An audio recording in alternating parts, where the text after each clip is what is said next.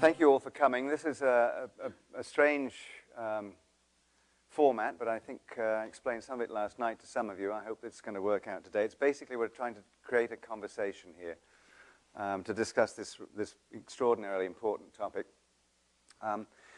We are, as you can see, filming this. This is a Science Network production. The Science Network has its headquarters here at the Salk Institute.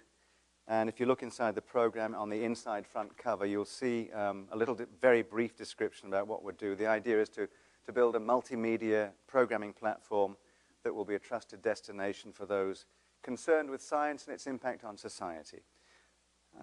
We're also doing this in conjunction with the Crick Jacobs Center here at the Salk. And there's a couple of people I'd like to recognize in the audience who, if there's here, one is, oh yes, they're sitting at the back there extraordinarily. One is Rita Bronowski. Rita, good morning. How are you?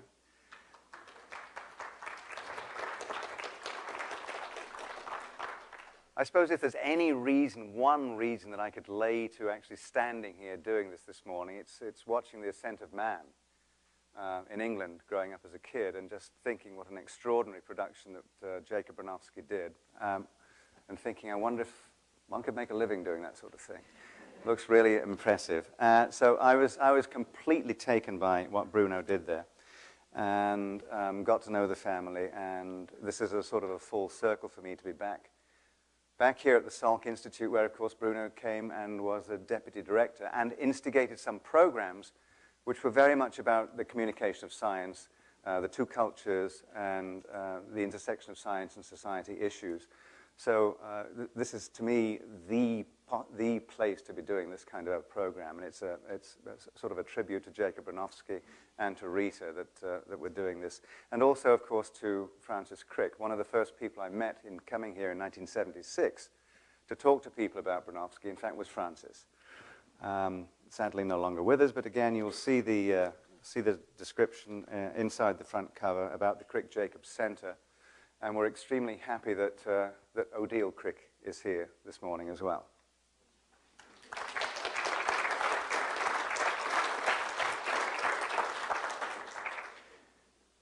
We're going to do, let me just explain the format. We're covering three basic themes. The first one is the clash of cultures, religion and science. Is this, in fact, a zero-sum game, or is there some compatibilist position that we can find? The second broad theory, the broad thread, is can we be good without God? So how do you get morality? Is there some evolutionary explanation, or do we actually have to have a religious explanation? And the third strand is, if not God, then what? What do we do in terms of these, what people have called spirituality? What do we do about meaning? How do we talk about purpose? What do you do, in fact, as we say in the program here, can science help us create a new rational narrative as poetic and powerful as those that have traditionally sustained societies? Those are the three basic topics that we'll be dealing with. We will be dealing with topic one to begin with, which is the clash of cultures, and Stephen Weinberg will lead off on that. And then after the break, we'll go on to the third one, the if not God, then what, which is actually a natural segue. We'll hopscotch over the morality issue and do that this afternoon when Richard Dawkins arrives, which will be about 11 o'clock. Just one thought. There was a terrorist plot, an extremist religious plot, uncovered on November the 4th, last night, in fact, in London. The perpetrators had put a huge amount of gunpowder under the Houses of Commons. And the leader was, in fact, they managed to get in there. I don't know if you know this story, but they managed to get in there because there was the space under the Houses of Commons was for rent. And you could just go and rent space under there. So these people cheerfully wheeled in great crates of gunpowder and so on and so forth. Somebody was a weasel and let the story out, and the person who was the ringleader, a man called Guy Fawkes, was apprehended. This is in England when I was growing up. Today, November the 5th, is is Guy Fawkes Day, gunpowder plot, when this group of Catholic extremists tried to blow up the Houses of Commons. So this kind of clash of cultures, if you like, clash of religions has been going on for a long time. I'm not sure that we're going to be able to solve it all in these 2.5 days, but I certainly hope that in the Enlightenment tradition we'll be able to throw some more light on it. With that, the other thing I'd like to say is that I'm not going to spend a lot of time with honorifics and descriptions of who people are. You can get most of this from the program, which explains the whole story. Stephen Weinberg, very briefly though, is Professor of Physics and Astronomy at the University of Texas, Austin. And for me, what is most important is the extraordinary things that he's written. I think his books are just a wonderful example of the combination of the two cultures. They're elegant, they're taut, they're incisive, and I welcome him to this podium.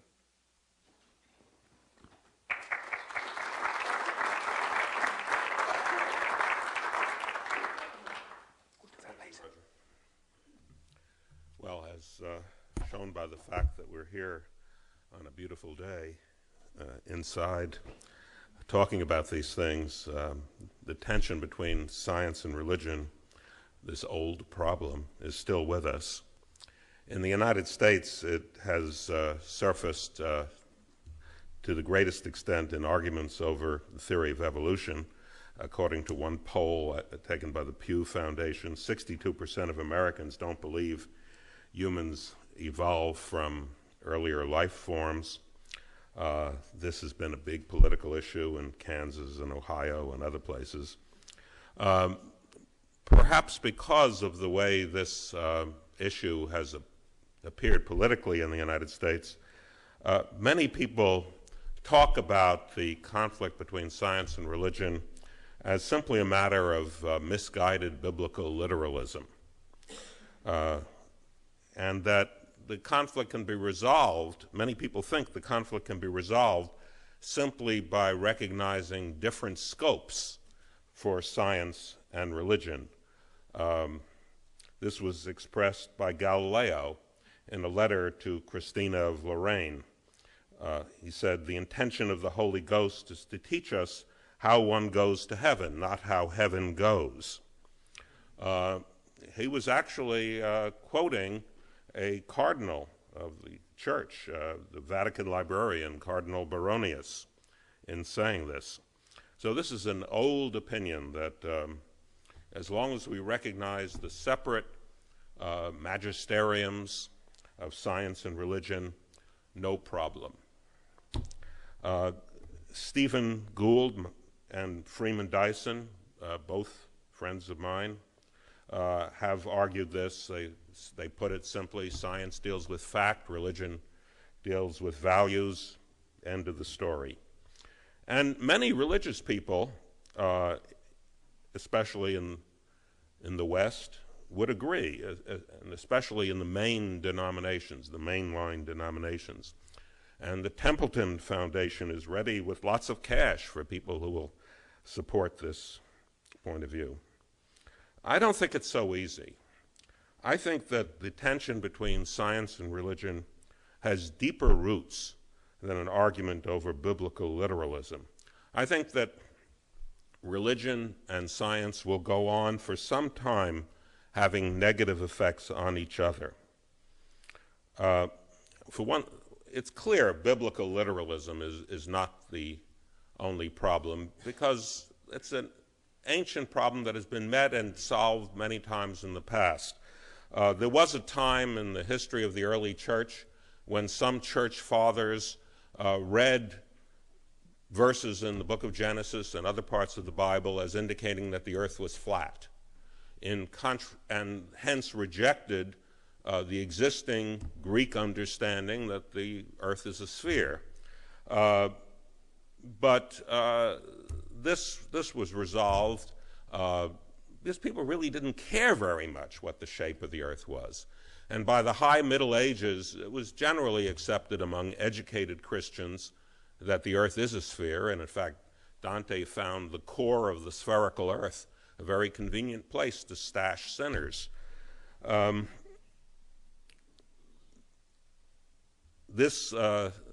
was once a serious issue has in fact become a joke.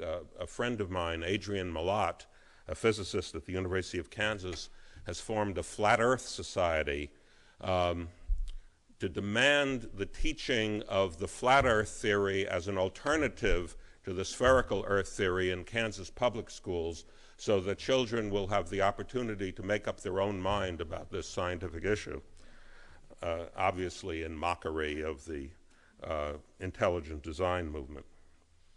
I think there are at least 4 other reasons for the conflict between science and religion. And I should say, in talking about religion, I am not talking about observance, morality, or rhapsodic spirituality. I'm not talking about the part of religion that has no cognitive content, what Susan Sontag called piety without content. I'm talking about religion as a system of belief, because that's where the conflict arises.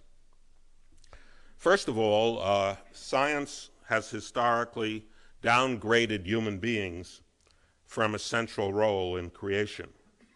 Nobody cares whether the earth is a sphere, but they cared very much that it's not at the center of the universe. After all, this is the stage of a great cosmic drama of sin and salvation, and shouldn't it be center stage?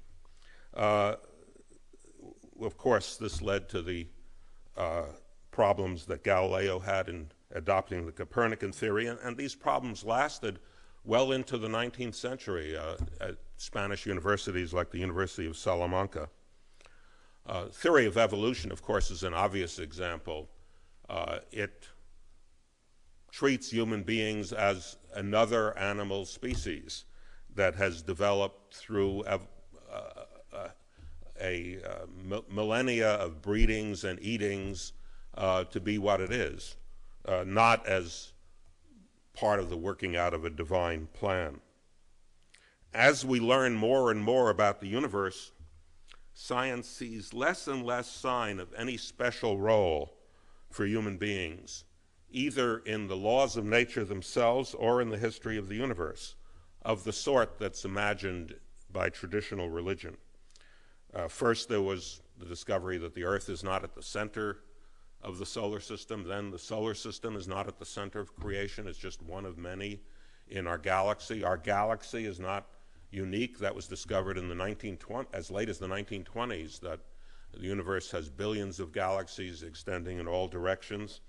And just in recent years, through developments in the theory of the very early universe, in particular the theory of chaotic inflation due to Andre Linde, we now have a picture which is, I would say, plausible but not yet well established, that our Big Bang, this enormous firmament of galaxies expanding in all directions, is just one episode in a much larger multiverse in which big bangs, or maybe I should say not so big bangs, are popping off all the time, world without end. And it may be that in this multiverse, some of the things that we call the constants of nature vary from one part of the multiverse to another. There were discoveries in string theory recently that lend a good deal of plausibility to that, but although I must say I wouldn't defend this as something that is well-established science. Well, that's the first thing, that science downgrades humans for a central role. The second is that science makes religious explanations unnecessary. There used to be something called natural theology, seeking in the observed world evidences of divine intervention. And in particular, it was felt that only divine intervention could explain the wonderful capabilities of human beings. The classic statement of that was by Archdeacon William Paley in his 1802 book, Natural Theology, or Evidences of the Existence and Attributes of the Deity. And indeed, I just happened to read a biography of Cardinal Manning, who led the Roman Catholic Church in England, and he credited this with converting him to the Christian faith. Well, we all know that that argument was invalidated by the theory of evolution through natural selection of Darwin and Wallace. And now, with the work of modern evolutionary biologists, even the aspects of human life that seem most spiritual, that seem most evidences of a divinely created soul, our love for one another, our sense of loyalty, of honesty, of charity, appeared to have, I don't know how well accepted this is, many of you know more about this than I do, but appeared to have evolutionary explanations in terms, again, of an unplanned evolution through natural selection. Some people find this very hard to swallow.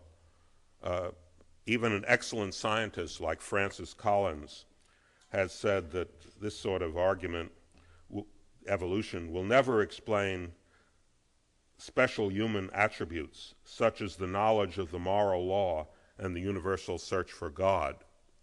Well, some evolutionary biologists think it will.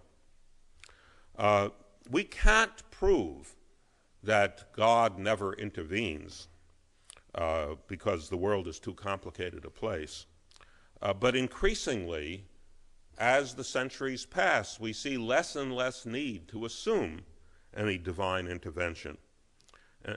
The famous opinion expressed by the Marquis de Laplace to Napoleon when Laplace explained the working of the solar system according to Newton's laws, and Napoleon asked, where in this is there a place for God? And Laplace said, "Sire, I have no need of that hypothesis."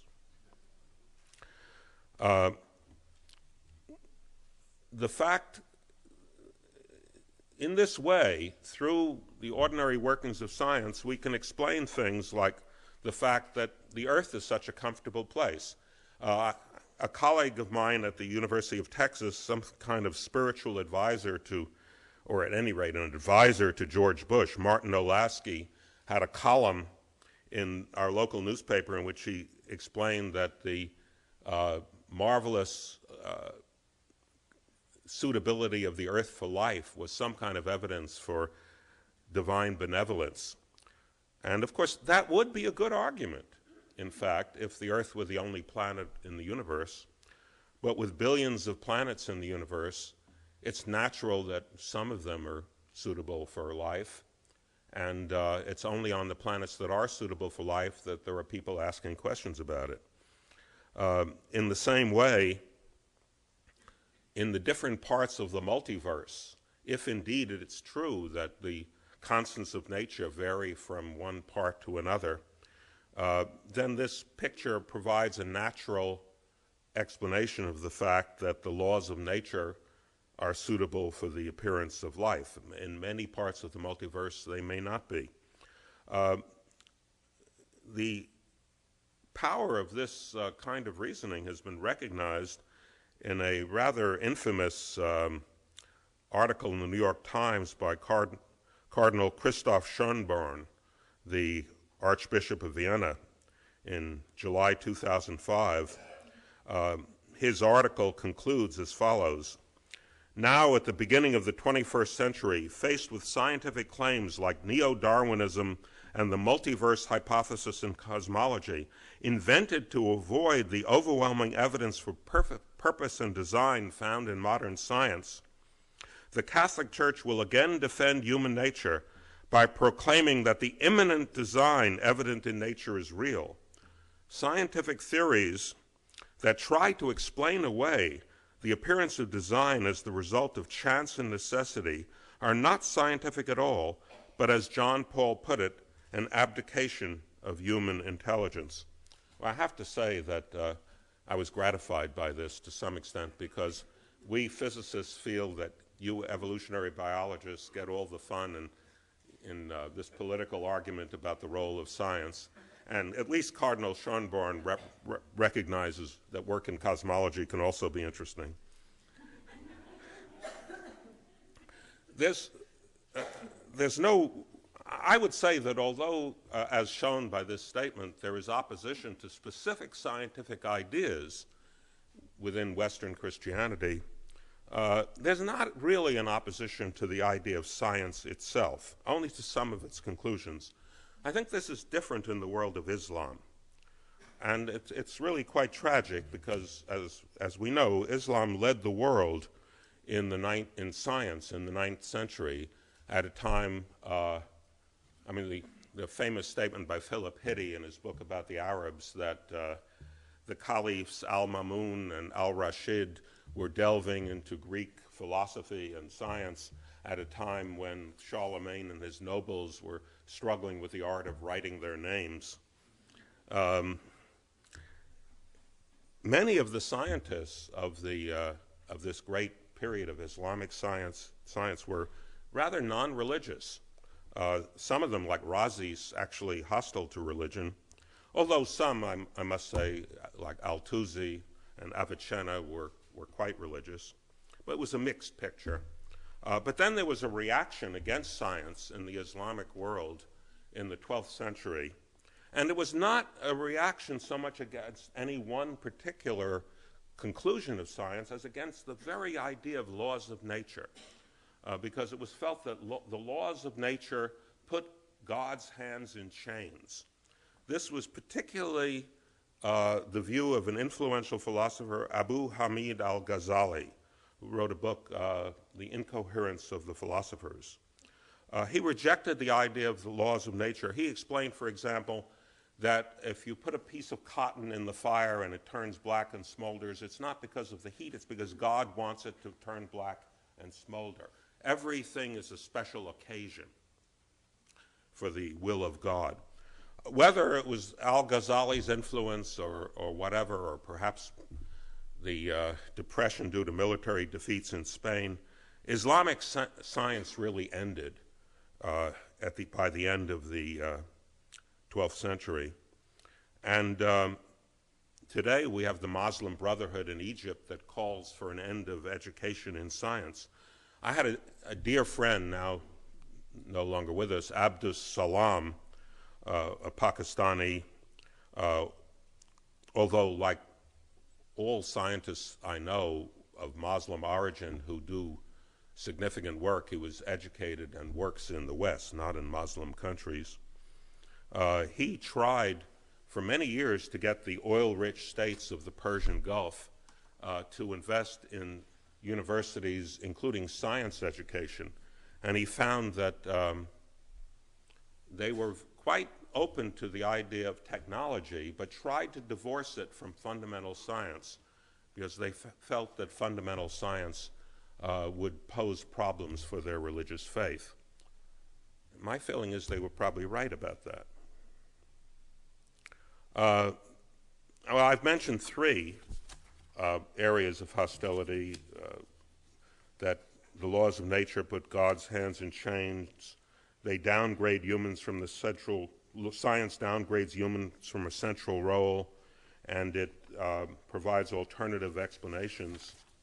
But there's another one which may be the deepest area of conflict between science and religion, although I don't think it gets mentioned so often, and that is in the method of approach to truth.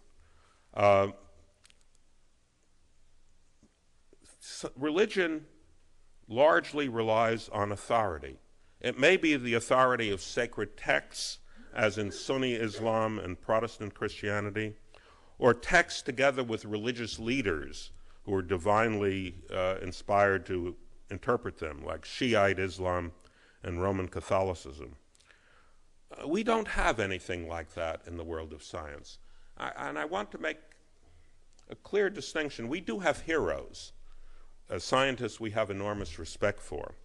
But they're not authorities to whom we go for solution of scientific problems. For example, in my field, certainly Einstein is the greatest hero of the 20th century.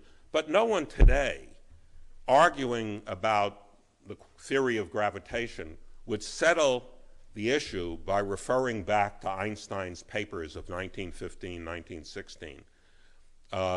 today it's understood that any reasonably good graduate student understands general relativity better than Einstein did. We have learned, we have progressed, and so in science we don't have prophets. We have heroes, but not prophets.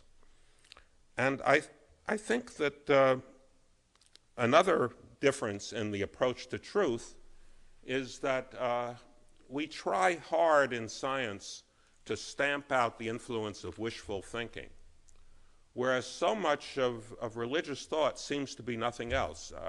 I must believe in the afterlife because how could I face it if my life was going to terminate at death? The one thing that science cannot do, however, any more than religion can, is to justify itself. As David Hume understood long ago, you cannot use scientific arguments as a justification for science itself because that's circular. It's a moral choice between the methods of approaching truth of religion, the reverence for authority, the search for beliefs that will make us happy, and the more austere, self-reliant approach to truth of religion. For me, the moral choice is clear, but it is a moral choice, and one that can't be, I think, argued about rationally. So what do we do about this conflict? There are those whose views about religion are not very different from my own, but who nevertheless feel that we should try to damp down the conflict, that we should compromise it. For example, Steve Gould, and he can correct me if I'm wrong because he's here, Larry Krauss, feel that it's most important to maintain the integrity of scientific teaching, and we should try to enlist the mainline religions, who are often perfectly comfortable with teaching Darwinism, say, in school, as our allies, and not step on their toes by talking about a confrontation between science and religion. Ed Wilson, another dear friend, wants to enlist the mainline religious denominations as allies in the defense of the environment. I respect their views, and I understand their motives, and I don't condemn them, but I'm not having it. To me, the conflict between science and religion is more important than these issues of science education or even environmentalism. I think the world needs to wake up from its long nightmare of religious belief, and anything that we scientists can do to weaken the hold of religion should be done, and may in fact in the end be our greatest contribution to civilization. Thank you.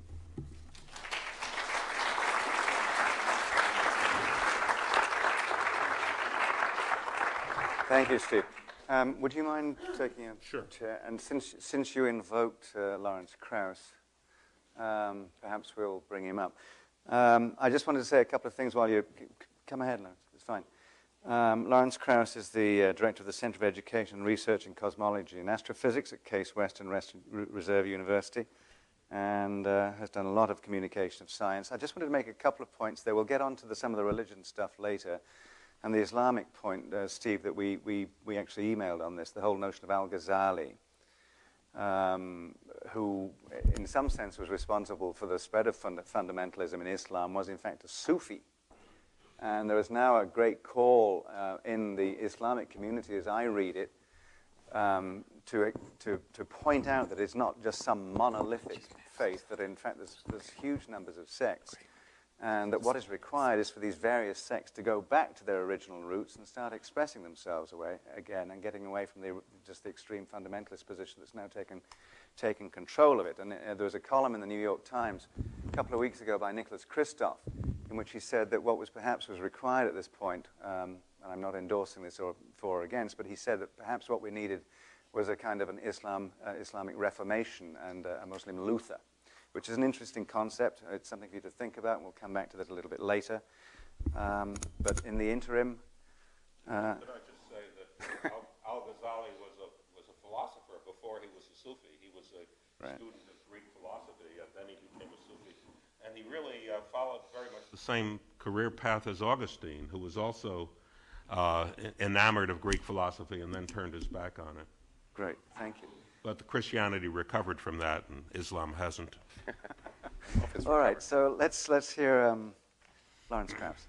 Okay, good. When Roger asked me last night to speak after Steve, I knew I wouldn't be able to compete in ideas, so I decided I'd have pictures. I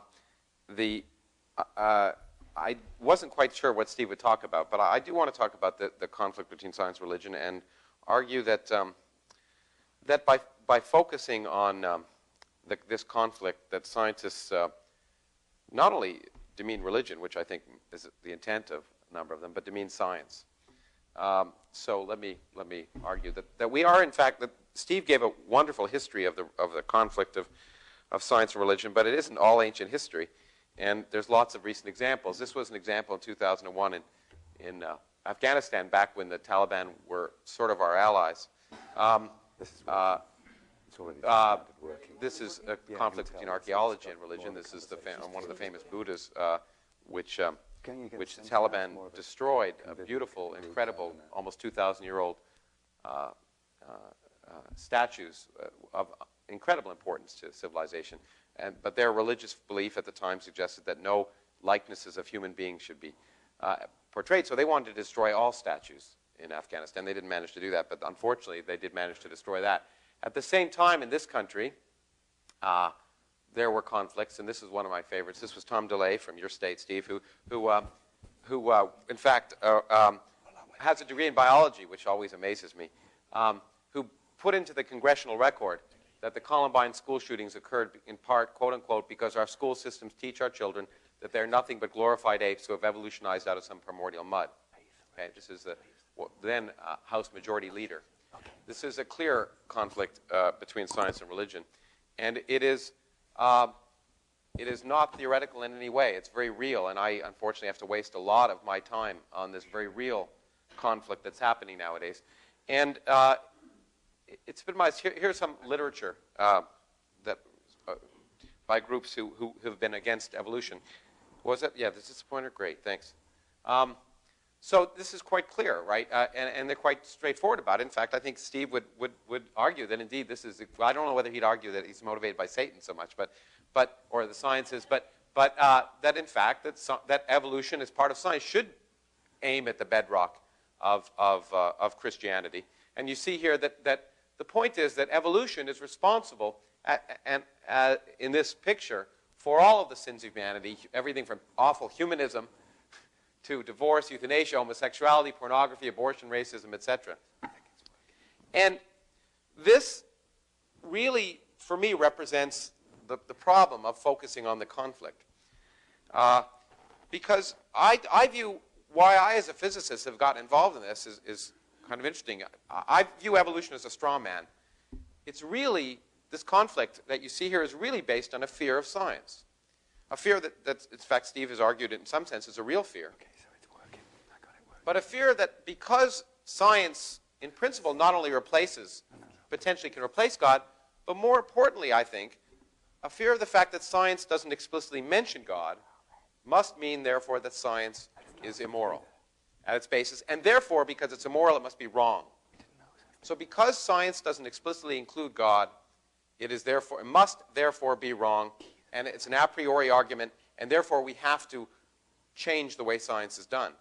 And evolution is just one example. The real goal in Kansas and other places, in Ohio, and in your state very soon, I guarantee you, because this is a well-funded effort, is to change the teaching of science itself. That science, which attempts to explain natural phenomena by natural effects by natural causes, is itself intrinsically wrong. That God has to be an explicit part of the equation. Now, let me talk about science enriching faith and quote one of my heroes. So Steve has said a number of things I like about science religion, but this is particularly important, I think. That science does not make it impossible to believe in God. It just makes it possible to not believe in God, and that's really important. Because as he indicated, without science, everything is a special act. Everything is a miracle. When you have science, you suddenly can explain things based on natural causes. But it's the first sentence, I think, that's very important. And that, I think, is what we have to recognize. And where I will disagree strongly with several people, with Richard Dawkins, who will speak later. I think that, in fact, science does not make it impossible to believe in God, and we should recognize that fact and live with it. And, in fact, stop being so pompous about it. That for better or worse, science itself, the existence of science itself, cannot disprove the existence of God. But science itself can provide a paradigm and a prototype for understanding the world and dealing with problems of humanity that might. And the key example that I want to give is actually one I used from a New York Times piece I wrote, which actually caused Cardinal Schönborn to get so upset that he wrote in response, which amazed me because this was a piece where I argued that the Catholic Church was okay with evolution. And he got offended by that statement. But the example actually wasn't from evolution, it was from cosmology, and it involved Georges Lemaitre, who was a Belgian priest, who was one of the first people to actually understand that Einstein's general relativity predicted a Big Bang. Einstein didn't. Einstein thought the universe was static and eternal, and he derided, in fact, Lemaitre, as he did in many cases people who disagreed with him early on. The good aspect is that he eventually realized Lemaitre was right. But so when Lemaitre pointed this out, that one of the predictions of general relativity was that there was a beginning of the universe, Pope Pius at the time got very excited and wrote a public statement saying science had proved Genesis. Okay? Now, what did Lemaitre do? He was a priest at the time, and always was. He wrote to the Pope and said, stop saying that. Okay? And he said, you have no right to say that. You can take this, if you wish, to mean that science has proved Genesis to be correct, but you can also take it, this is a scientific theory, and it can be tested, and it stands on its own as science. What you take from it depends upon your metaphysical or religious background. You could take from it to be that it proves Genesis, or you could take from it to be that you don't need God at all, that the laws of physics will describe the universe right back to the beginning. What you take from it is your personal belief, and the science is independent of that belief. And I think that's very important, because the Big Bang is true whether or not you believe in God. Evolution happened whether or not you believe in God. And I think that what we should focus on, in fact, is ways that science can, in fact, if you wish, enrich faith by moving us, for some of us who are not people of faith, and I'm not, by moving us beyond faith. That science can be used as an example of how to understand the world in a good way, in a positive way, instead of a negative way. That science teaches us to oppose blind, unquestioning belief. As Steve said, there are no scientific authorities. There are scientific experts, but no scientific authorities. It can inform faith in lots of ways. In particular, it's very important that we don't respect all religious sensibilities. I think we need to respect people's philosophical notions in general, unless those notions are wrong. And what I mean by, and the great thing about science is that there's some things that are wrong. In fact, that's what makes science unique. Unambiguously, we can say what's wrong. We can't say what's right unambiguously, but we can say what's wrong unambiguously. And that's why we make progress. The earth isn't 6,000 years old. It's wrong. If you have to believe that to believe in God, you better re-examine your belief in God. The sun didn't stand still in the sky in the Old Testament, but we can use it in other areas. I actually presented a slide at a meeting of a bunch of very faithful people, where it's kind of weird that I'm here for balance, because at that meeting I guess I was viewed as an extremist. But where I said homosexuality is not an abomination. Now, what do I mean by that? Well, I can say science can inform religion in two ways. First of all, that homosexuality occurs naturally in various species, so it's certainly not an abomination in nature. But more importantly, science can say, well, if you believe that because of the fact that you're literally reading from the Old Testament, then you have to, it's all or nothing. Then you have to accept the fact that you're allowed to kill your children if they disobey you, or sell your wife into slavery if she's not politically appropriate, or whatever. In fact, you have to say that women are not subservient chattel, as is the case in the Old Testament and in many religious documents. And if not to just offend Judeo-Christian religious sensibilities, the Kennewick man was not a Umatilla Indian, okay? And it was an offense to me when the U.S. Army Corps of Engineers held onto that skeleton. If you don't know, this was a 9,000-year-old skeleton that was discovered in the Columbia River on Umatilla Indian land. And it was interesting because it was claimed that this skeleton had Caucasian features. In fact, if you put skin on him, he'd look somewhat like Patrick Stewart.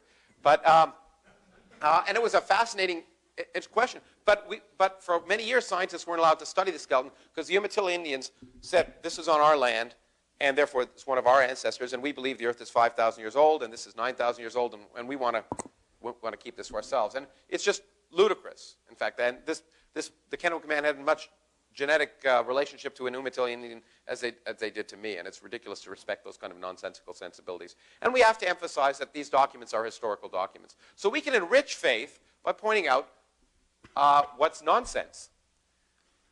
But in particular, I spend a lot of time talking to scientists about teaching. And this, I believe, is the biggest mistake that any teacher can make, which is to assume the students are interested in what they have to say. It sounds trite, but it's absolutely true. You have to sell. Teaching is selling. And science is selling. And it's, in fact, it's seduction. If you want to educate people, you have to go to where they are and reach out to where they're coming from. And if you want to educate people, attacking them is not going to educate them at all. And I think most of us here, I think Steve and I would certainly agree that what we want to do is educate. We want to explain to people the wonders of nature. But if we want to make them receptive to it, we have to understand where they're coming from. In fact, I decided to quote someone else. In this case, I quoted myself. This was a review of mine of Richard Dawkins' book that just came out. My review just came out in Nature. And I think that's true. I think that the strategy of focusing on telling people what not to believe is less compelling than positively demonstrating how the wonders of nature can suggest a world without God that is nevertheless both complete and wonderful. If you believe that and want to convince people of that, focus on what is so incredible and marvelous and fantastic about the universe, and not on what people shouldn't believe in. And in fact, in this sense, I think scientists have responsibility. And scientists and physicists are the worst. I think we're the most obnoxious of the bunch, potentially. But because well, anyway. No, biologists. Yeah, I knew you were going to say that. But science has been so successful, I think many scientists act like, we know what's good for you, and we're going to explain what's good for you. And that approach immediately turns people off, and in fact is, in my mind, responsible for a lot of the public reaction against science. Not just the fear that science will undermine their belief system, but the fact that scientists are claiming that that basically people are stupid, and that we can tell you what to believe. And I happen to think that is not, it actually demeans science as well as demeaning religion. That, in fact, science does not encompass the entirety of human intellectual experience, and we can't pretend it does. And there are things of vital importance to people that have nothing to do with rationality. And they're profoundly important in a large part of people's lives, and to ignore that is to demean those people, but as I say, to demean science. And people have said, and in fact, I think maybe the Cardinal may have even talked about scientism. It's a recent word, but I think it's probably worth approaching. That when scientists, and I can say, for me, there's no evidence whatsoever of design or purpose in the universe based on my study of cosmology. That's a fine scientific statement for me to say. But for me to say, therefore there was no design or purpose, that's a metaphysical statement or a philosophical statement that I'm entitled to make, but I'm not being a scientist when I'm making it. And I think we have to recognize that it's beyond the limits of science to go that far. And in fact, as I just say there, and in fact, to Andy Druin's here, to quote Carl Sagan, the absence of evidence is not evidence for absence. And he applied it in that case to aliens, I suppose, or something. But it's true. The fact that there's no evidence for design or purpose in the universe is not the same as saying there's no design or purpose. I think the latter statement is a philosophical statement. And actually, Richard Dawkins begins his new book with a quote from Thomas Jefferson, which I like a lot, where he said, "I'm satisfied and sufficiently occupied with the things which are, without tormenting or troubling myself about those which may indeed be, but which I have no evidence." Steve put it another way, which I think is equally true. Most scientists don't think enough about God to even call themselves atheists. It's not a question that arises. Why should we trouble ourselves with that? We should trouble ourselves, in fact, with doing science. And here's a statement from the International Theological Commission, a statement actually at the time when Pope Benedict was then a cardinal and head of that commission. And as he stated at the time, as they stated in the sign, they had no problem with evolution because God is the cause of all causes. As a result, through the activity of natural causes, God causes to arise those conditions required for the emergence and support of living organisms, and furthermore for the reproduction and differentiation. A statement where the Theological Commission actually said, as they called contingent phenomena, purely random phenomena, are perfectly in accord with Catholic theology. There's no way that I can see that science can disprove that kind of statement, and it's a waste of time, it seems to me, to try. And totally non-productive. What we should focus on, it seems to me, is the fact that the universe is a remarkable place without all the junk. That only when we're willing to accept the universe for what it is, without fear, will we be able to build a just society. This we'll get on to later tomorrow. Science, we should focus on the fact that science isn't a threat to a moral world. That science has an ethos. And the ethos of science is actually pretty good. It's based on honesty, open-mindedness, creativity, egalitarianism, I would put it as anti-authoritarianism, and full disclosure. If any of these things were common, say in Washington right now, the world would be a better place. And the fundamental thing about science is that it works. And that's what's really important to stress, is that it leads to, in many ways, a better world. It works. It allows us to describe and, in some sense, control the world. And we should recognize that and use that fact. When President Bush said both sides should be taught when it comes to intelligent design and evolution, well, that wasn't an intrinsically stupid statement, surprisingly. It was, if there were two sides, it's a perfectly appropriate statement. It represented ignorance. There aren't two sides to that scientific argument. But it's amazing, when the avian flu was developed, President Bush immediately said, well, we have to immediately start working about how long it's going to take to mutate and migrate to humans. You didn't see anyone saying, well, it's been designed to kill us. Forget it, you know. Immediately, when there's a problem, people turn to science. And that's what we should be focusing on, the fact that what science can do. And when people talk about family values, we should focus on the fact that the real family values are owing our children the best science preparation, the best education we can give them, so they can compete in the 21st century that's going to depend on our future on science and technology. And finally, I think, I'll just leave it, we should focus on the fact that mysteries, that not knowing is actually a good thing, that not knowing is wonderful, that you don't have to know everything, and the mysteries that science explores are probably the best. And so I'll leave it with the other hero, Albert Einstein, who said, the fairest thing we can experience is the mysterious. It's the fundamental emotion that stands at the cradle of true art and true science. And it's the mysterious, I think, and our fascination with the world, which scientists can use to, instead of attack religion, I think encourage people of faith to understand the world that actually is, rather than the world that they would like it to be. Thank you. Thanks, Larry.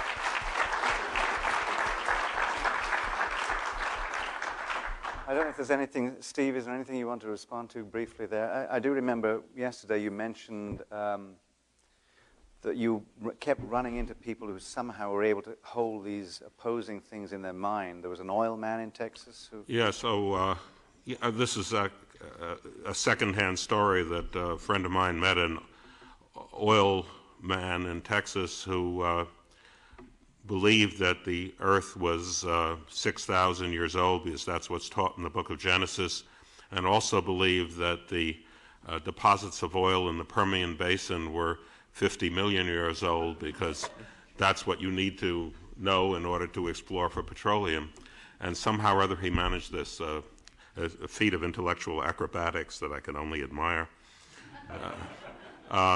Well, I should say, since Larry mentioned that the question of teaching evolution in the schools will come to Texas, of course it already has, and I testified in front of the Texas school board, who has the responsibility of choosing textbooks for the whole state. And some of them were in favor of bringing intelligent design into the textbooks, and others were opposed to it. But I found, interestingly, that the ones who were in favor of bringing intelligent design into the textbooks were very anxious to divorce it from any idea of religion. They said, we just want good science. And that fits in with my remark that there really isn't hostility to science itself in the West, whereas I think there is in the Islamic world. Actually, we won that argument, and evolution without intelligent design as an alternative is what you find in textbooks used in Texas schools. I certainly don't argue that science can disprove the existence of God, and I also wouldn't argue that science can disprove the existence of fairies at the bottom of the garden. It's just after a while, experiencing the world and not seeing any sign of it, you begin to take those ideas less seriously. One thing I would say to what you said, Steve, is that the very people who were talking to you, and as I've unfortunately spent a lot of time with those people who have been pushing intelligent design in the schools, when they say they want to teach just want to teach good science, their definition of good science is very different than yours. And so I think that the supposition that they're not hostile to science is probably naive, I think. I think that they're hostile to the kind of science that you would like to do and that I would like to do. Well, let's at least say that they don't want to march under the banner of anti-science. That I think is true, absolutely, and they couch it. But the interesting thing is the very people who couch it as good science there, if you read the internal literature, present those diagrams. So there is that. They're very effective in public relations because most of the public respects science still, although there's been a decline in that if you look at the polls. But so I think they're savvy enough to realize that they have to couch their discussion as if they're interested in good science in order to appeal to the voters. Could I just add another voice to the conversation at this point? You mentioned Richard's book and a couple of quotes there in your Nature review. Richard will be here a little bit later on, but in the interim, perhaps we could add Sam Harris's voice to the conversation. Sam has a book out at the moment called Letter to a Christian Nation, and before that he had a book called The End of Faith. And he's a philosophy graduate, but he's also working on a doctorate in neuroscience at the moment. Sam Harris.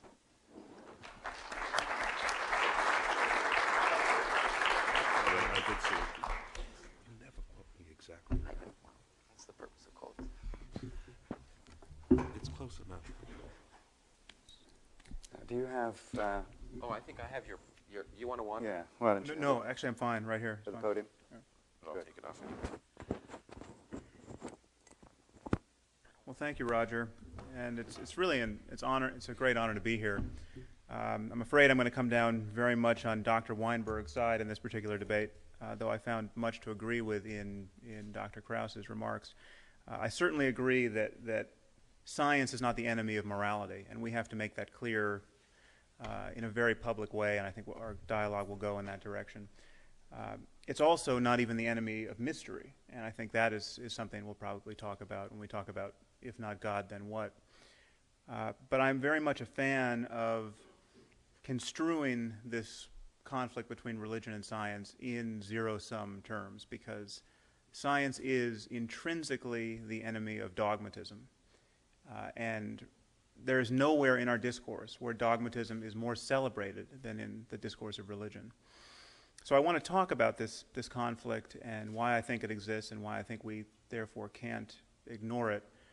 But briefly, I want to say a few things about just what I think our situation in the world is, because I really think religion is leading us to the edge of something terrible. And I think if you read the news, if you watch the news, you see that much of the world is over the edge already. 53% of the U.S. population believes that the universe is 6,000 years old and that we have no genetic precursors in the natural world apart from Adam and Eve.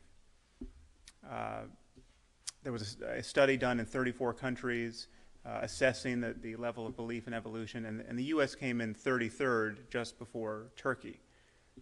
This is embarrassing. But when you add to this comedy of false certainties the fact that 44% of Americans claim to be confident that Jesus is going to return to earth in their lifetime, you see a terrible liability of this kind of thinking, because when you look at the prophecies that describe these end-of-times events, you see that it's not an exaggeration to say that something like half of the American population is eagerly anticipating the end of the world. I think it should be rather obvious that this kind of thinking provides people with no basis to make the hard decisions we have to make, to create a durable civilization for ourselves, to make geopolitical and environmental and economic policy that has a time horizon of not 50 years, but thousands of years. Now, many of these people are lunatics, of course, but they are not the lunatic fringe. I mean, we're talking about people who can get Karl Rove on the telephone on a weekly basis, and do on a weekly basis. We're talking about Christian ministers who have congregations numbering in the tens of thousands. We're talking about organizations that have operating budgets in the tens of millions of dollars a year, and in some cases, hundreds of millions of dollars a year, whose primary purpose is to spread this ghoulish expectation that the world is soon going to end in glory. We're talking about a group like the Christians United for Israel, which is lobbying the White House and Congress at this moment to take a very hard line with Iran for biblical reasons. Now, it may be that we want to take a very hard line with Iran, but it seems to me rather obvious that we don't want our religious maniacs pushing us there. We're talking about grown men and women with immense political influence who literally believe that a confrontation of this sort would be a fulfillment of biblical prophecy, and they expect to be raptured into the sky by Jesus so that they can watch the rest of us hurled into a sea of fire. And yet, if you can imagine it, I'll explain a little bit more after the break. the picture is actually much bleaker in the Muslim world. And we are meandering into a global conflict with 1.3, 1.4 billion Muslims, a significant percentage of whom view every political and moral question through the lens of Islam, in terms of their affiliation with Islam, which is to say they will side with other Muslims no matter how sociopathic their behavior, simply because they're other Muslims in conflict with non-Muslims. Now, there are many well-intentioned people in our society who feel an impulse to apologize for all of this, who think that all of the bloodletting we're witnessing in the Muslim world is a result of the militarism and the incompetence and the greed of our own government. Now, I'm convinced this is a profoundly dangerous misunderstanding of our situation for reasons that I spell out at some length in my first book, The End of Faith. And I'm convinced it's a misunderstanding even if we admit that our war in Iraq has been a catastrophic mistake, as I think it has been. I mean, there's no question we have made enemies in Iraq. But there are enemies there that we have not made, or not merely made. And the enemies we have made, for the most part, we have made by virtue of their theology, by virtue of what they believe about the ascendancy of their faith and the one true way to live on this earth. So this is the situation I think we're in. I think faith is playing both sides of the board in an increasingly dangerous game. And the greatest problem with the rest of us, with secularists and religious moderates and scientists, is that we find it very difficult to believe that people actually believe this stuff. Secularists and religious moderates, almost by definition, don't know what it's like to be certain of God, to be certain of paradise, to be certain that the book they keep by their bed is the perfect word of the creator of the universe. And therefore they tend to discount the utterances of people who really are certain as propaganda, as behavior that's really a cover for behavior that's being motivated by economics and politics. I mean, I don't know how many more engineers and architects need to fly planes into our buildings before we realize that this is not merely a matter of lack of education or economic despair. So let me speak for a few minutes about how I view the responsibility of science here. It seems to me that the responsibility of science and public intellectuals generally is to be honest. Because this really is a problem of discourse. This is a problem of ideas being systematically sheltered from criticism. So one truth I think in need of telling is this, that there really is a conflict between religion and science, between faith and reason. Because every religion is making claims about the way the world is. These are claims about the divine origin of certain books, about the virgin birth of certain people, about the survival of the human personality after death. These claims purport to be about reality. They are claims about what was and what is and what will be. And this inevitably puts religion on a collision course with science because these are claims made on bad evidence. And we don't have to distinguish hard science and soft science here. I mean, the core of science is not mathematical modeling. It is intellectual honesty. It is a willingness to have our certainties about the world constrained by good evidence and good argument. Now, so science might not encompass all intellectual endeavors, as Lawrence pointed out, but intellectual honesty must. And the problem is not that religious people are stupid. The problem is not that religious fundamentalists are stupid. I happen to think you can be so well educated that you can build a nuclear bomb and still believe that you're going to get 72 virgins in paradise. That is the problem. The problem is that religion, because of it's been sheltered from criticism in the way that it has been, allows people, perfectly sane, perfectly intelligent people, to believe en masse what only idiots or lunatics could believe in isolation. I mean, if you wake up tomorrow morning convinced that saying a few Latin words over your breakfast cereal is literally going to turn it into the body of Julius Caesar or Elvis, you have lost your mind. But if you believe that a cracker becomes the body of Jesus at the Mass, you're very likely perfectly sane. You just happen to be Catholic.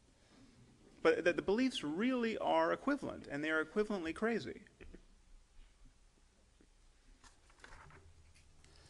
So we do not respect stupidity in this country, but we systematically respect religious stupidity.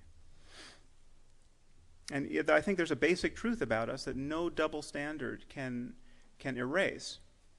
Either a person is being intellectually honest or he isn't. Either a person is willing to look dispassionately at the data or he's trying to conform the data to his prior conception of the world. And science, when it is working, which is to say when it is really science, amounts to a systematic eschewal of dogma. I mean, dogma in science is humiliating whenever it's recognized to be dogma. Religion really requires the opposite commitment. I mean, consider a few recent statements by the Pope. He recently spoke to a college in Rome where he observed that there were two dangers facing the faithful at this moment in history. The first danger is of a secular society that denies God and thereby, quote, disorients and obfuscates the correct conscience of man. Now, there is an implicit claim being made here, although it's somewhat hard to make out. The claim is that human beings really do get their morality from religion. Religion in this case is Catholicism, obviously. And religion, in some sense, is the only source of real morality. Now, I'm quite convinced that he is wrong about this, and one would have hoped that the legions of child rapists coming out of the priesthood would have given him some pause before making this claim. But I think it is the job of science and of intellectuals generally to really get to the bottom of what morality is, what it is neurologically, what it is demographically, the kinds of social structures that foster it. And I know we'll talk more about this. The Pope also warned against an approach to interfaith dialogue which, quote, weakens the essential content of the Christian faith in Christ as the lone Savior of humanity, and in the Church as the necessary sacrament of salvation for all humanity. Now, there are several claims being made here. One is that faith in Christ is absolutely necessary for salvation. this makes one wonder just how far interfaith dialogue can go. But whatever we think of salvation as a concept, this kind of talk proves that the Pope and many millions of Catholics are fundamentally closed to any evidence or argument that suggests what is in fact likely to be true, that Jesus was an ordinary mortal, born of an ordinary act of procreation, and died like any animal. I mean, those facts, would be fundamentally corrosive to the belief system of Christians. So if there were good reasons to believe that Jesus was born of a virgin, or will be coming back to earth to judge the living and the dead, these beliefs would be part of our rational scientific description of the universe. These are claims about physics, these are claims about biology. The only reason why a person needs faith to accept these claims is because the evidence for them is remarkably thin. So I really think it is time we admitted that faith is really the permission that religious people give one another to believe things strongly when reasons fail. I think it's important to point out that there is no other area in our discourse where we consider this an acceptable practice. Now, there are, of course, many people who argue that there is no conflict between religion and science. How do they do this? Well, here's how the trick is done. First, they argue that science cannot prove that God does not exist. You know, atheism is a faith. Atheism is the faith that there is no God. Can you prove that Jesus was not the Son of God? Can you prove that he did not rise from the dead on the third day? No. Now, I find it amazing how much work these maneuvers actually do for people. I mean, it seems to me that Bertrand Russell, I think as many of you know, closed the door to this kind of thinking for all time with his famous celestial teapot argument. I mean, can we prove that there's not a China teapot in elliptical orbit around the sun at this moment? No. Does it make it reasonable to believe in the existence of such a teapot? No. Is it reasonable to be agnostic about such a teapot? Not quite. End of argument. I mean, it's obvious that the burden is not upon the atheist to prove the absence of celestial teapots. And the real irony here, which I think we have to point out relentlessly, is that every religious person recognizes this with respect to the other guy's religion. I mean, every Christian knows exactly what it's like to be an atheist with respect to Islam. I mean, the Muslims think they have a book, the Quran, which is the perfect word of the creator of the universe. Why do they think so? Because it says so in the book. Not a good argument. Every Christian recognizes this with respect to Islam, but they don't turn the same criticism upon their own discourse. I think we must oblige them to. Now, there's a second trick that purports to reconcile religion and science, and it's one that, quite frankly, has taken in many scientists. So the trick tends to surface whenever a specific piece of scientific data is being talked about and reconciled with religion. In the face of any scientific finding, there are two different questions you can ask. You can ask, does this datum suggest the existence of God? Or you can ask, is this compatible with the existence of God? And they seem similar. They have very different results. Let me take one fact, that 99% of all the species that have ever lived on Earth are now extinct. Does this fact suggest that an omniscient and omnipotent and perfectly benevolent God has designed our world? Not at all. I mean, that's probably the last thing you would infer from such a fact. But ask the other question. Ask, is this fact compatible with the existence of the biblical God?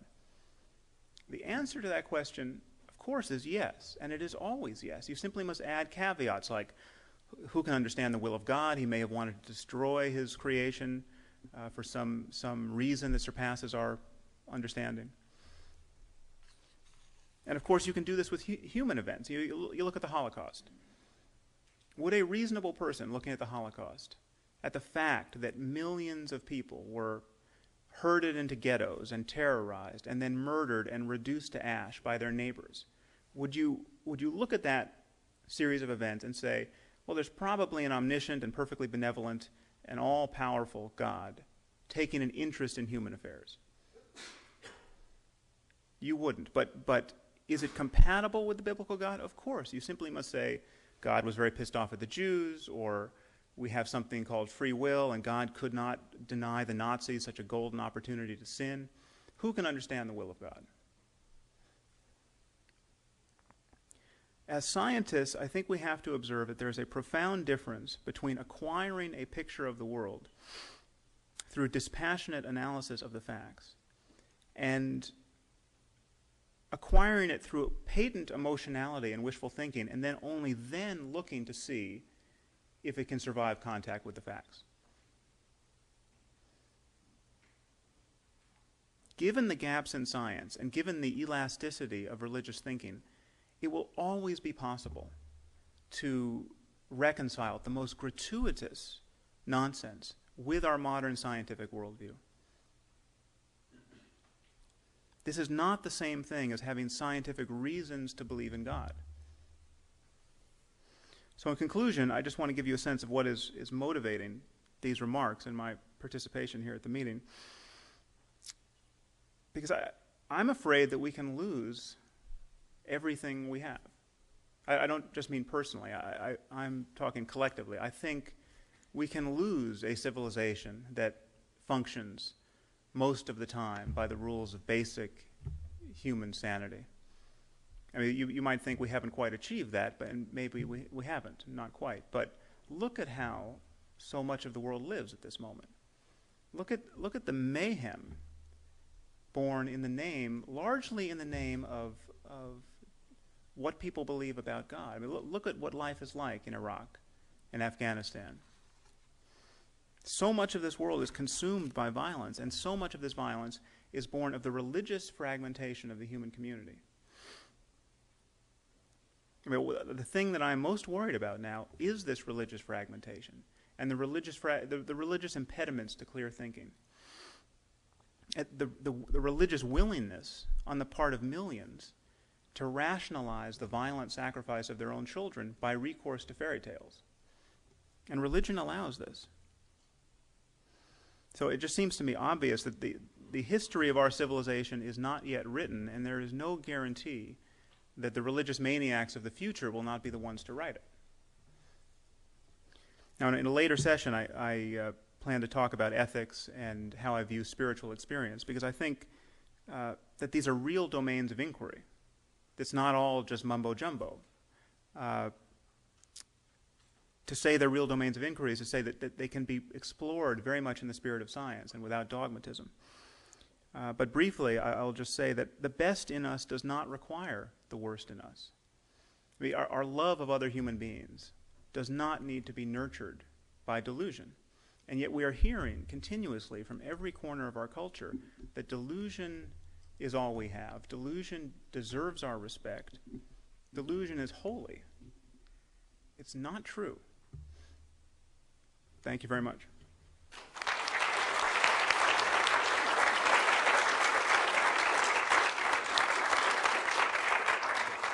I have a suspicion that Lawrence Krauss might have something to say about that.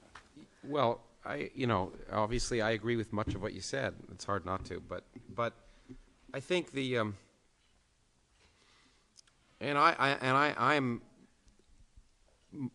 at least as much as concerned. I in this political season have been spending a lot of my time trying to actually affect elections in my own state of Ohio, and by recruiting candidates who believe in science as a useful activity. But to take the wonderful example from Bertrand Russell, surely it would be a waste of. The teapot around the sun is an interesting example because it's not worth even talking about, right? Mm. I mean, it would surely be an incredible waste of scientists' time to spend a lot of their time trying to explain why there wasn't a teapot around the sun. Instead, it would be a remarkably more productive thing to explain exactly how you can predict the motion of the planets around the sun using this law of gravity, and that maybe you can understand the future of the universe and the past and the incredible things you can learn about it. And so the way I'd frame this is that perhaps the best, if you believe that a rational world is a better world, and I do, and I know you do, that to me one of the best ways to do that is to demonstrate rationality rather than attacking irrationality. It's important at times to do it, and I've done it. But I think it's much more fruitful in the end to lead by example. That's the argument I think I want to stress. Yes. Yeah. That's that teapot around the sun again. Well, I'm not going to defend religion from Sam Harris, but I did want to say a word about American religion. I'm a little bit more sanguine about it than you are. I live in Texas. I have many friends who belong to denominations that officially teach all sorts of things that I find absurd or abhorrent. But when you really talk to them, which is not so often, about what they really think, you find their opinions are much more woolly. And that it may be that 53% or whatever the percent is, when asked in a poll, will say they believe this, that, or the other thing. But when you really get to talk to them, you find their beliefs are not so certain. In particular, many of them believe that many of them belong to religions that officially teach that those who do not accept Christ are doomed to an eternity of torment in hell. And yet I find that they don't try to convert me. They don't make any attempt to convince me that I'm going to be burned in hell for eternity if I don't join their church. And, of course, one possible theory is that they don't mind if I spend eternity in hell. I want you to. But, I'm inclined to think, and I find this in talking to them on the occasions when I can talk to them more seriously, that they're not that certain about it. But I wouldn't say that I'm sanguine about the world of Islam. And the obvious difference is performance.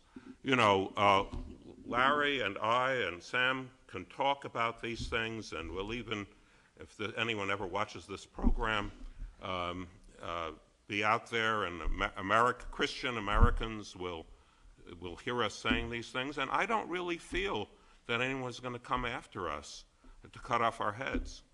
But in the Islamic world, and even in Europe, where there are now a very large number of Muslims, you can't be that secure. Theo van Gogh was murdered for saying unpleasant things about Islam. And we've seen so many examples of this. So I think, I don't have much respect for religion, but I think it's important to not to necessarily disrespect them all equally.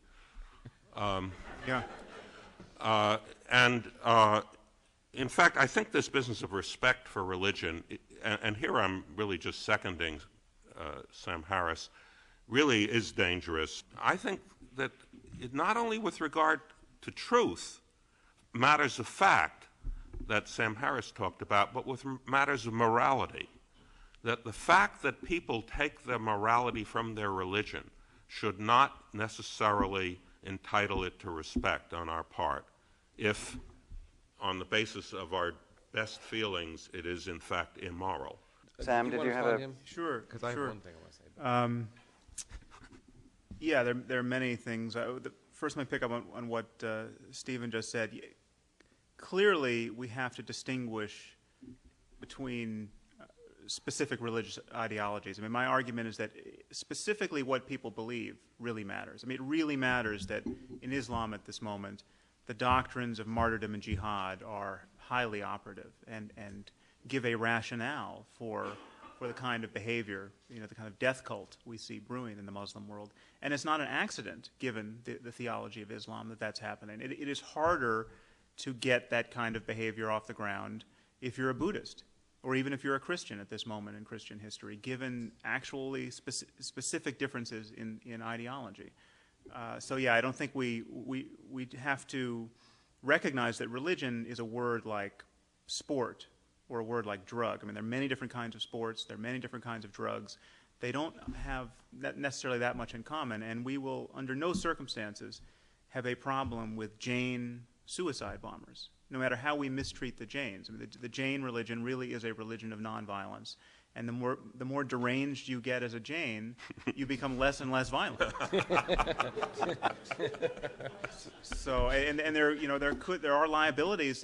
The problem with dogmatism, really, I see, is that you almost can never tell how bad its consequences are going to be. I mean, because it's not mapping onto. I mean, dogmas are these beliefs about the world that are not respondent to their consequences in the world and to the streams of evidence and argument that should be modifying them. So you have a dogma like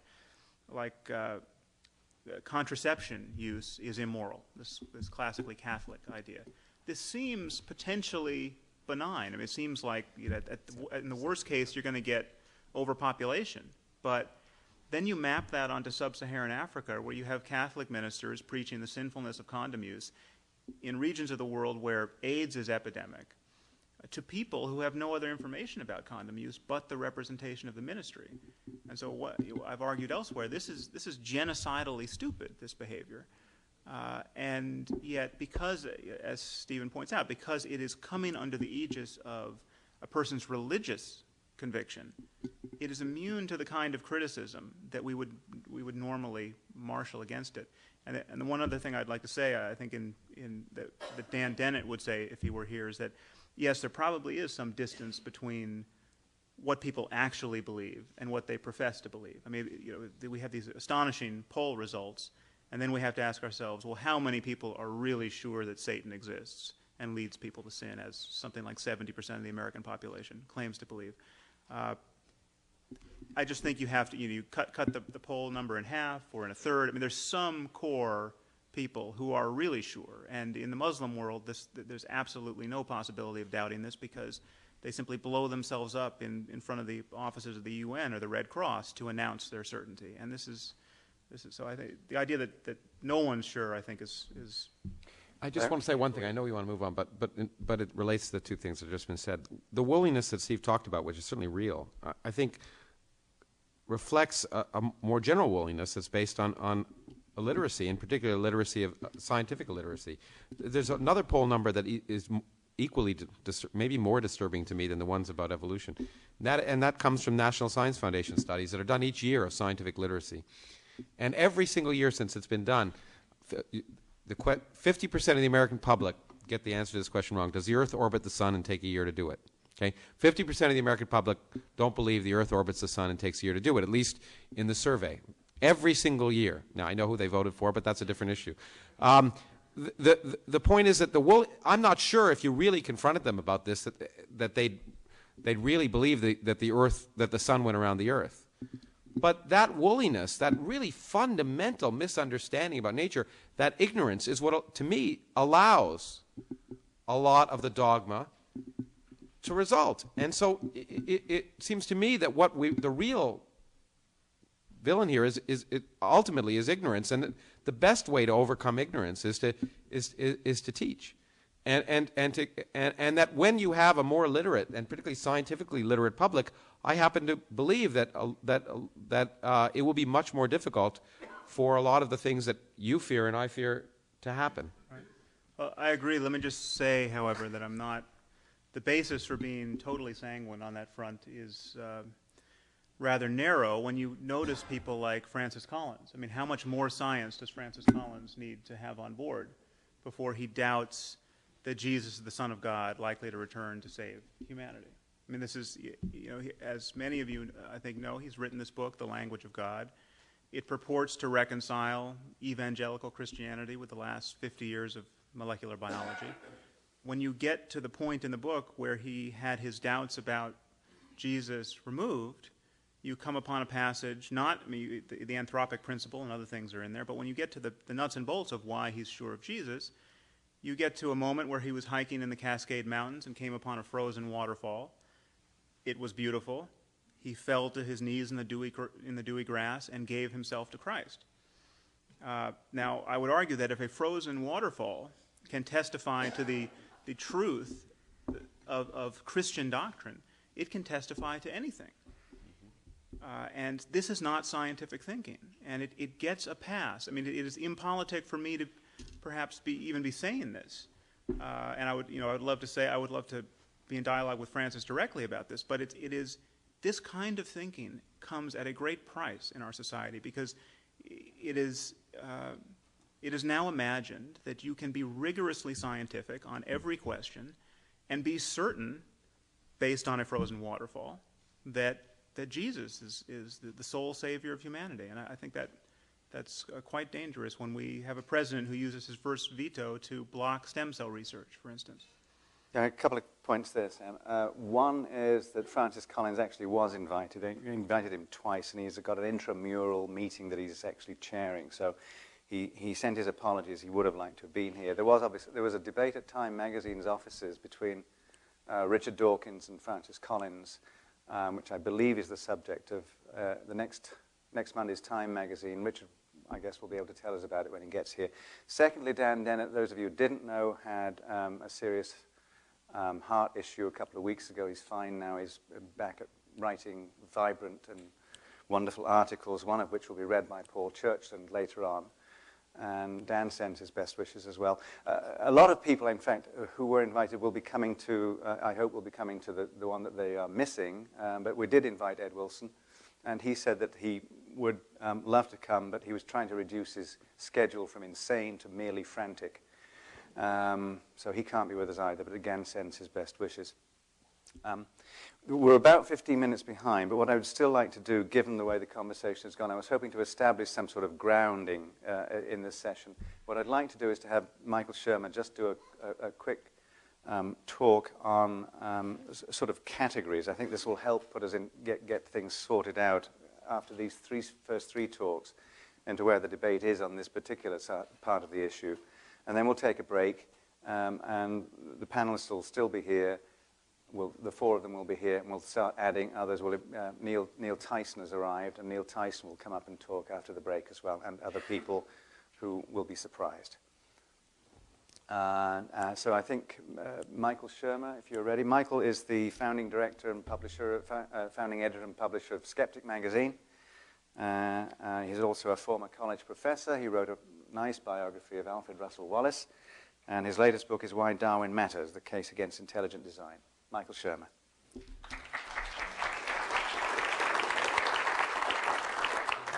Thank you, Roger. Good to be here, everybody. If I'm moving a little slow, I threw my back out this week, and just as I was getting better, I brought 3 cases of Skeptic magazine to give everybody, and that threw it out again this morning. So, but no worries, because we study chiropractic, and I've learned how to do it myself. So I'll just show you a little thing here. There we go. Much better.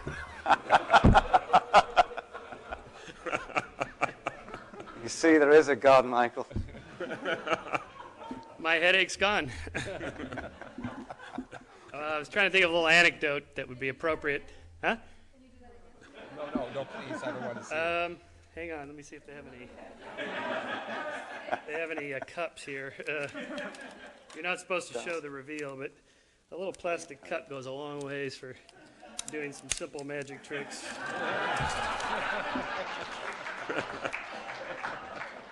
Don't tell Randy I did that, because I'm only an amateur. I really did throw my back out, though. That's not funny. Well, I was trying to think of an anecdote appropriate for today, and I was on a book tour for my new book, Why Darwin Matters, on the East Coast last week, and a funny thing happened to me. I had a couple hours before my evening talk, and I went for a little walkabout. This was in Philadelphia. I thought I'd go to see that Muter Museum that has all the old weird medical oddities from the 19th century, and so I exited the hotel, one of these multi-story hotels, and I started out on the sidewalk, and I was wearing this suit. And it turns out back in January, we were in Las Vegas for the big Randy conference, the amazing meeting, and one night we went to see the Penn and Teller show, the magician's Penn and Teller, and they end the show with this terrific double bullet catch, where Penn's on one side, Teller's on the other side. They each shoot these .357 Magnums which the bullets go through plate glass, two pieces of glass there. The bullets themselves have been signed by 2 volunteers, the casing and the bullet, and then you can see when the volunteers look at the 2 bullets that have crossed the stage, the one bullet is now in his mouth, the other bullet's in his mouth. And I got to be one of the volunteers for this, and it was pretty cool. My bullet that I put little MS on there actually ended up on the other side of the stage. I don't know how they did it. All I know is that they didn't actually shoot it and catch it. We know that much, but it's a good trick. Anyway, I got to keep the bullet, and I had put the bullet in this pocket. So now months later, I exit the room, and I'm walking out of the hotel, and I hear this noise, and I look up, and there's a crazed evangelist who has heaved a Gideon's Bible out of the room, and it's hurtling toward me, and I ducked, and the Bible struck me right in the chest. And that Bible would have gone right through my heart if it weren't for that bullet.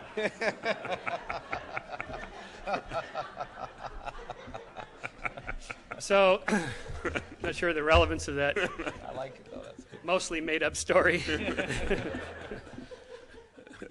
Miracles do occur. Well, I've written many times about this kind of 3-tiered model that I put together when I originally wrote Why People Believe Weird Things, and I've just sort of applied it in various books. That is, what is the relationship of science and religion?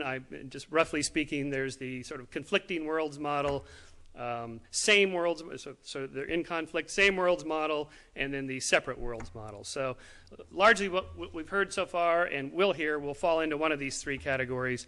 Obviously, there's subtle differences, but just as a working model, it helps us to get our minds around this. So in the same worlds model, the idea is that science and religion are just 2 different ways of looking at the same reality, and therefore we should have sort of mutual respect for them.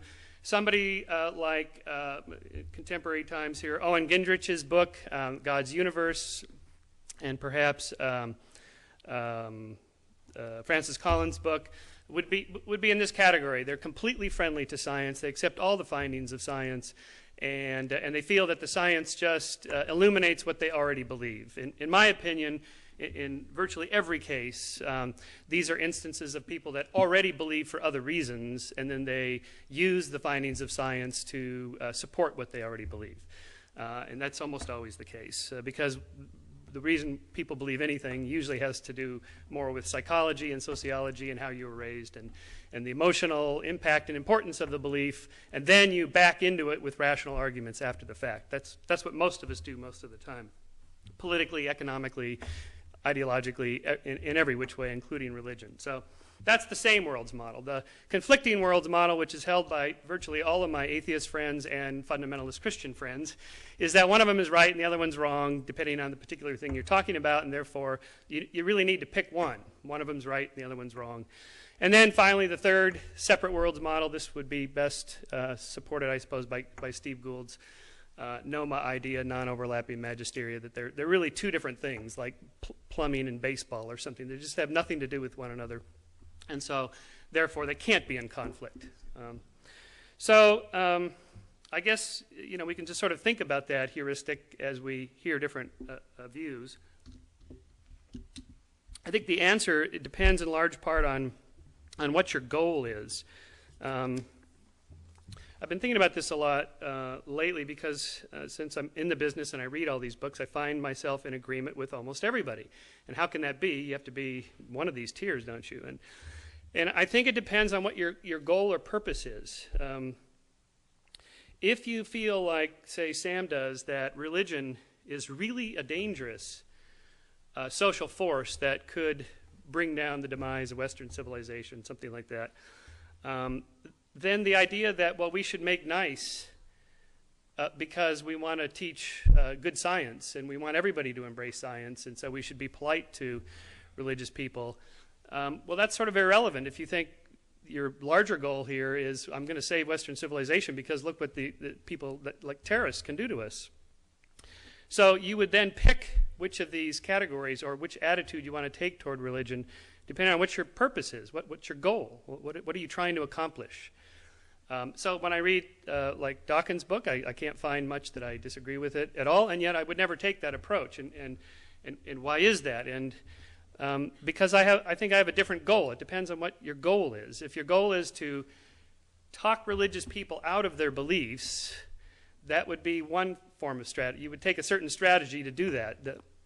If your goal is something else, then maybe that wouldn't work. I'm not saying this very well, but so let me back into it in a slightly different way. If your goal is to lead a rational, logical life, that is, you want to use science and reason and rationality and logic and so on to derive your ideas, to try to understand how the world works, and you want to apply this across the board to everything you do, including the derivation of your ideas, but more than that, how you act in the world. If you have derived certain ideas based on science and reason, and then you apply behavioral methods that do just the opposite of what your goals are, which I contend most contentious attitudes toward religion will do just the opposite of what most people claim they want to do. That it's not just that, well, you're not making nice, or, you know, you should really sacrifice your principles in this particular instance because we have some other goal. That isn't the reason. Or we want to promote science education. That isn't the reason. It's that you're actually being irrational if you're doing something that does not accomplish your goal, that actually interferes with your goal. So you have to apply rationality, reason, logic, science, whatever, to all aspects of your life. And if you're going to do that, then you have to set your goals and determine, well, is it social context, social intelligence, social skills, emotional intelligence, how you interact with other people matters every bit as much as how you derive the age of the earth or whatever particular doctrines you believe. I saw this example. I'm not a member of any organized political party. I'm a libertarian, which is like herding cats in an election, next to impossible. And I've been that way my whole life. And libertarians have the same problem, which is where I learned this principle, was that they're so fanatically focused on particular doctrines that you have to believe if you want to be considered a libertarian, that they exclude almost all other libertarians. So almost nobody's a member of the group, which, you know, talk about small tents. And so people like Ayn Randians, objectivists who are also atheists, would go around like assaulting people that wore crosses because they believe in God. And it's like, okay, but wait a minute. I thought your purpose was here, we want to have a liberal democracy and a free market, and we want to promote these ideas of economic freedom. When you assault somebody's religiosity, how is that accomplishing this other goal? In fact, it's going to do just the opposite. So in that sense, they're being irrational, and I claim so are depending on what your goal is. If your goal is let's just be blunt. Let's say I'm pissed off about religion, and I want to get in people's face and tell them that I think you're being irrational, and you're an idiot. You're a moron to believe this stuff. Okay, if that's your goal, then by all means go for it. But what will that actually accomplish? And what are your goals anyway? So that, I think, helps us kind of set the stage for what it is we're trying to accomplish. I think Darwin said this well. I take two sources for this. The first, the great libertarian writer Ludwig von Mises wrote in the 1950s against his fellow anti-communists, that being an anti-communist is completely against what it is we're trying to do. It just virtually advertises the position we're against. You can't be against something. You have to be for something. And until you're for something, we're not going to accomplish any goals. And Darwin said something along the same line. Since his name will be invoked throughout this weekend, I thought I'd read just a short section from my book about his own beliefs. He was a creationist when he was in the Galapagos. He was a creationist when he left the Galapagos. He was a creationist until he got home and started thinking about this. It's too hot and miserable in the Galapagos to do any theorizing, as I discovered. So, and we also know he wasn't an evolutionist in the Galapagos because he didn't even record the islands from which he got the different specimens. In fact, they stored hundreds of tortoises in the bowels of the beagle and ate the data on the way home and threw the carapaces overboard. If you're an evolutionist, you need to record, because of the principle of adaptive radiation, you need to record where all these different specimens came from. So, but later, because of the sort of evil nature of the predator-prey relationships, the death of his daughter and other things, he lost his religiosity and never wrote about it publicly ever. We know what his beliefs were, however, from private letters. In 1879, just 3 years before he died, Darwin finally expressed his beliefs. In my most extreme fluctuations, I've never been an atheist in the sense of denying the existence of God. I think that generally, and more as I grow older, but not always, that an agnostic would be the more correct description of my state of mind. Here he's using Huxley's meaning that it's not that we're waiting for more data. It could go this way, it could go that way. It's that there'll never be any data. There'll never be some experiment. Science can't adjudicate the problem, just simply without, it's beyond the realm of science. That's what Huxley meant, and that's what Darwin means here. A year later, Darwin clarified his thinking. The British socialist Edward Aveling had compiled a volume entitled The Student's Darwin on the implications of evolutionary theory for religious thought. And Aveling wanted Darwin's endorsement, like a little blurb on the back, that you get from like that. The book had a militant, anti-religious flavor and unabashedly radical atheist tone that Darwin disdained, and he declined the request, elaborating his reason with his usual flair for quotable maxims. Quote, "It appears to me, whether rightly or wrongly, that direct arguments against Christianity and theism produce hardly any effect on the public, and freedom of thought is best promoted by the gradual illumination of men's minds, which follows from the advance of science. It has, therefore, always been my object to avoid writing on religion, and I have confined myself to science." He then appended an additional hint about a personal motive, noting, quote, "I may, however, have been unduly biased by the pain which would have given some members of my family if I aided in any direct attacks on religion." Darwin's wife, Emma, was a deeply religious woman, and out of respect for her, he kept the public side of his religious skepticism in check, an admirable feat of self-discipline by a man of high moral character. So in that sense, we see Darwin chose as his goal domestic tranquility, I suppose, or respect out of his love for his wife versus doing something that would largely have no effect in any case, that is attack religion and get in people's faces. And so it depends on that, on what your purposes are. And finally, a couple final comments. There's so much to say on this subject, and I guess we will for the next several weeks, but when you talk about religion, I think it's good if we define what it is we mean when we're talking about that. It's such a huge subject, the topic of why are people religious or not. It can't be answered unless you define what it is you're talking about. And so, faith, belief in God, which aspects of religion? Obviously, religiously driven terrorists, bad. But what about the hundreds of millions, even perhaps over $1 billion raised just for Katrina by religions? Religion did way more than certainly the government did. And there are no scientific organizations rushing to help the victims of Katrina, of course, because that's not what science does. So are you talking about that when you're talking about religion? What exactly are we talking about? So in behavioral science and psychology, when you run an experiment, you have to have a criteria, some objective definition of what it is you're measuring when you're trying to measure something in a very specific way, rather than just something global, which we tend to do when we talk about religion. I think part of the problem in the approach, if your goal is to, talk people out of their religion, or at least get them to embrace science and the liberal values. Let's say your goal, like our goal at the Skeptic Society, is to spread liberal democracy, reason, rationality in as many places as possible. That's sort of our rough goal. And science and reason, we think, is the best tool for doing that.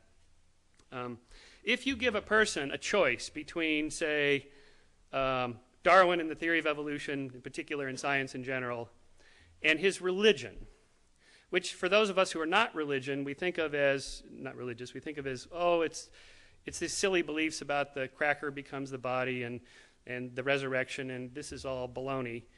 Surely anybody would give up this nonsense for this grand science stuff. The Hubble Space Telescope photographs of the expanding universe. This is terrific. How can you accept the silly old nonsense? Because that's not why people are religious. What you're really asking them to do is give up their family, their friends, their social circle, their community, their social life, virtually every aspect of your life. Think of the scale. Darwin and science over here, and my family, my friends, my social circle, the bowling league, everybody I work with, everybody in the community I know. You want me to give up that? Forget it. I'm not going to do it. They won't even get past the first paragraph of your book because they're not interested in giving all that stuff up. So there has to be another way around it. And the approach I've taken here, again, it's not just making nice just to make for nice sake. It's to accomplish a goal. That is, you don't have to give up anything. You can embrace all of the findings of science. If you believe that God is eternal, what difference does it make whether he did it 6,000 years ago or 6 billion years ago? It's just 6 zeros, 9 zeros, 12 zeros, 100 zeros. If you're eternal, it doesn't matter. I've tried this. These are approaches I've tried on my Christian friends, and so far it works pretty well. And if you believe God is the creator of all things and he's omniscient, omnipotent, what difference does it make how he did it? You know, spoken word, lightning bolt out of the finger, natural selection, gravity. I mean, nobody uses this argument anymore. I'm amazed that intelligent design creationists haven't found this quote from Isaac Newton. At the end of his Principia Mathematica, Newton couldn't figure out why the planets are all in the plane of the ecliptic, all going in the same direction, spinning in the same direction. So he wrote, "This most beautiful system of the sun, planets, and comets could only proceed from the counsel and dominion of an intelligent and powerful being." Why doesn't anybody make that argument anymore? Because we now have a perfectly good theory about how the planetary systems are formed. And so now what believers say is, well, yeah, of course, but that's the way God creates solar systems. He gets condensing clouds of hydrogen gas and gravity and so on. That's how he did it. Why can't you just say God used evolution to create the moral sentiments? That's where we get the moral law that C.S. Lewis talks about that Francis Collins leans so heavily on. Why not just say, well, God used evolution. That's the way he did it. At some point, of course, my really militant atheist friends who really want to push the ontological question, yeah, but what place for God then?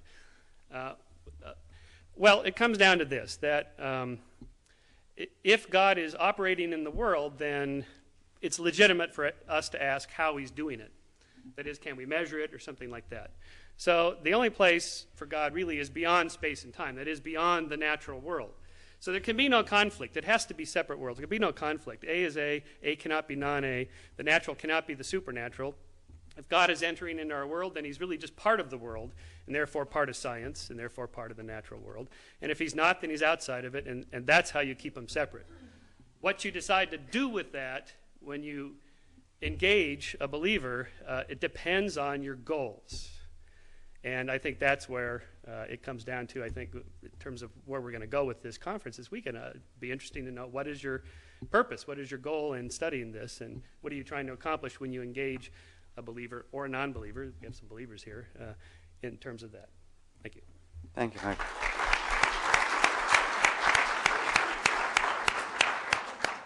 Given the fact that it's now 12 o'clock, we'd like to take a break for 15 minutes. It'll give us a chance to think about a few questions. These people will all be here, and Michael. Richard Dawkins is here. We'll probably get some food, and we'll then be refreshed. And we'll probably have something to say about what Michael said. And Neil Tyson is here as well. We'll have something to say also. So could we come back in at about 12:20?